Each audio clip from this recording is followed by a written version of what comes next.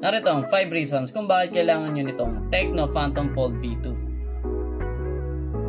Bilang isang content creator at editor, mahalaga na malaki yung screen at capable yung gagamitin kong phone. Pangalawa ay yung gaming advantage. Kung makikita nyo dito sa Mobile Legends, sobrang laki talaga ng sakop ng area.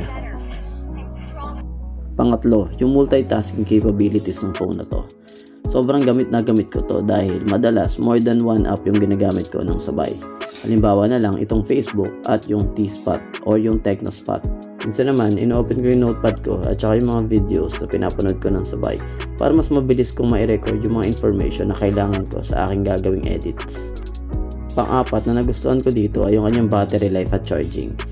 Tumatagal talaga to ng almost a day kahit na heavy use pa yung paggamit ko. At isa pa, napakabilis lang din itong i-charge dahil 70 watts fast charging na siya. Panglima, yung cameras nito. Meron itong triple 50 megapixel camera sa likod na talaga namang mapapawaw kayo sa sobrang ganda. Meron din itong dalawang 32 megapixel front facing cameras, isa pag naka-open at isa naman kapag nakasarado. Ang gusto ko pa dito, pwede natin gamitin yung rear camera as front camera kapag naka-open siya.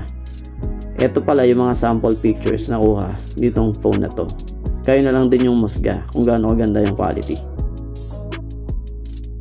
Mula macro shot, night shot, ultra wide, low light, overexposed, at kahit ano pa ang ibato nyo sa camera nito, kayang-kaya niya.